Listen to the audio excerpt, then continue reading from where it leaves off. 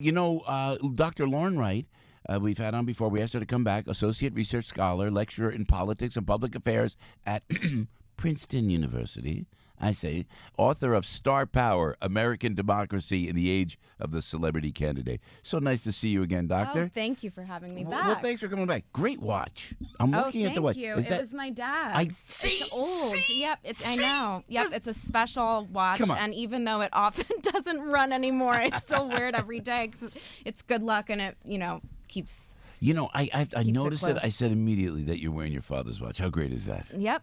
I know. There you go. And I asked you this before. You got into Princeton. I said this is Rick Klein. Rick's the political director of ABC News. He goes from Long Island to Princeton University. And they would allow me in the library because I used to live down by Plainsboro. You know that little town? Of course they would. They'd love to have you. That was it. Just a library.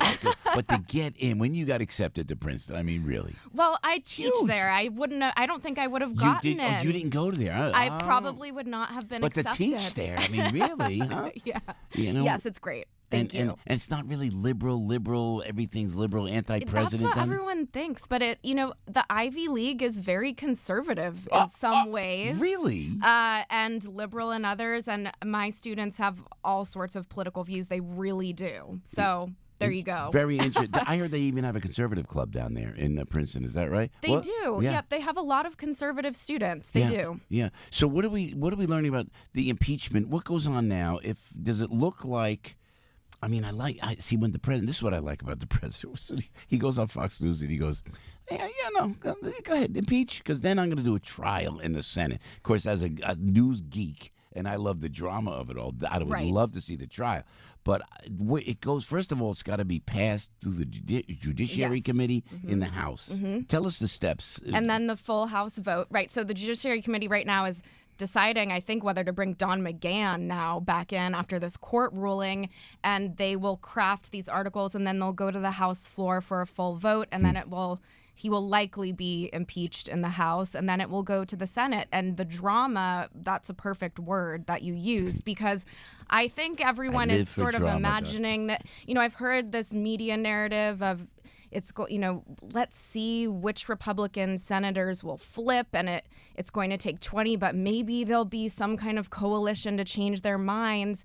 But really what's probably going to happen is exactly what we think, which is a straight party line vote, and the president's probably not going anywhere. And I use that word very specifically. I mean, that's the most likely outcome. And I'm hearing a lot of the folks that are in those swing kind of states are not going to go. Democrats are not going to go along with impeachment because they narrowly won. And there was one a gal who's not going to vote against it. But you think that it'll probably go through, even with the threat of if there's a trial and it's in the Senate. And Doctor, correct me if I'm wrong. They're going to bring in Adam Schiff. They'll bring in Joe Biden. They'll bring in Hunter Biden.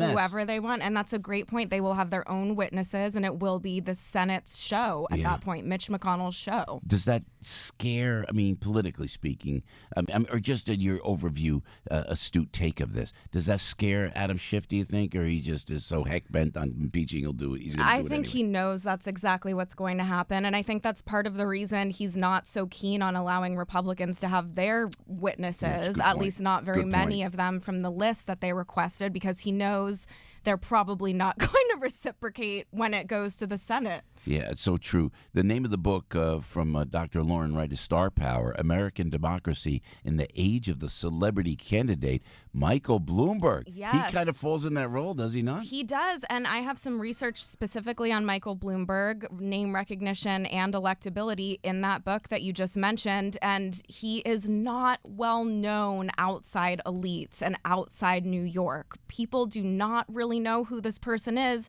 and I ran a survey where I showed respondents a picture of his face and who is this, and I did this for a lot of different celebrities and a lot of different politicians, and it's less than 20% of people who can name him, and that's a tough measure of name recognition, but it's meaningful. Most people are not paying that much attention at this point, and at that point when I was writing the book, he was a Republican. He had not yet switched parties.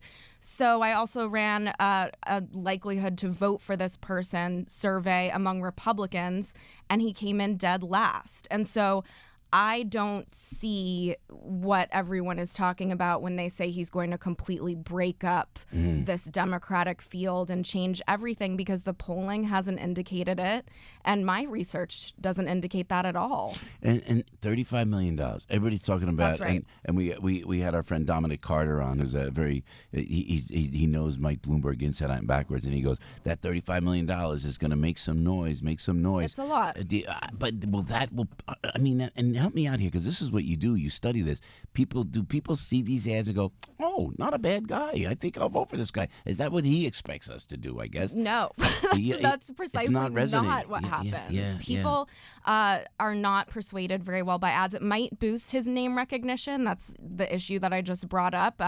People might remember his name in the short term, but they're not likely to take away a positive or negative impression from those ads, and they're not persuadable. Yeah, he's so savvy, though. Yes, he is. And I agree. I don't see, and I think you're right. Your polls are right. I don't know how he resonates out. He's such a New York guy. He doesn't resonate outside of New York because he doesn't have the charisma or the electricity of a Donald Trump, or even, like I said to Dominic, even Joe Biden has a likability about it, whether you like him or not, whether he's quote unquote lost it or not. I don't see that from Mike Bloomberg, but I know this: you can never underestimate him. So, but what happens? And this is, I kind of stumbled on. I was with Neil Cavuto, my friend, the other day. What do you think is going to happen? I said, the president's going to win a landslide 2020. This is what I'm feeling. But on the other hand, what does happen with the Democrats? Brokered convention?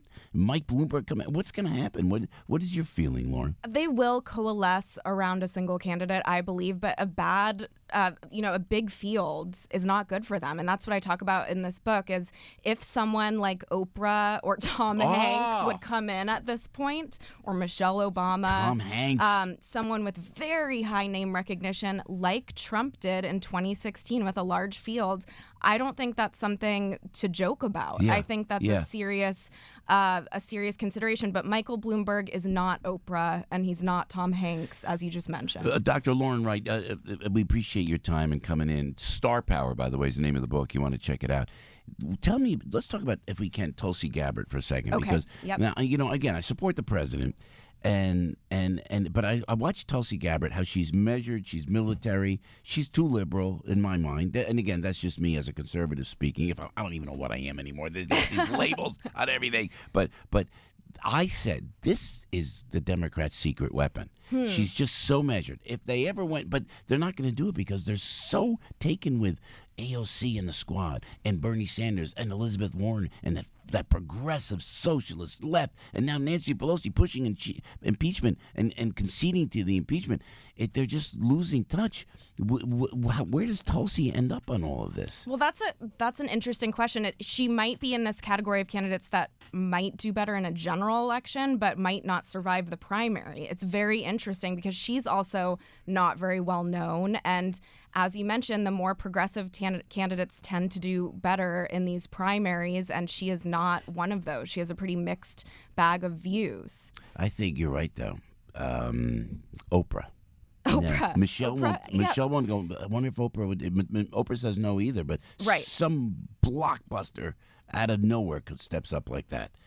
Yeah, yes. I wonder if that'll happen. I don't know. You would know better than I would. You're in all of these circles. I know. People. It's true. We get an instinct. But I don't know. You know what? It's going to be interesting to watch. I love watching it, though. Me I love too. watching That's it. true. And your students are interested in this. Oh, they are. And actually, we have precepts at Princeton. They get an extra session that's not a lecture per week with a professor. But anyway, they wanted to watch the impeachment trials in the background of our precept while they were working on their project. They're interested. So I did let them do that. They're very politically engaged. Of course, I have mostly politics majors and policy majors, so that helps. When you walk in front of your class, Lauren, you look like you're a student yourself. Do they? Yeah, do they always say? Yes. I mean, you only graduated often mistake. Yep. I'm sure it won't happen for my whole life, but this is a good thing. This is a good thing. Very frequent experience. Lord, I tell you, love talking politics with you. The name of the book is Star Power: American Democracy in the Age of the Celebrity Candidate. Lauren Wright is an associate research scholar and lecturer in politics and public affairs at Princeton University. Doc, thanks for coming in. Oh, thanks, Joe. Always a pleasure, and great watch. Great watch. Thank you. Appreciate it.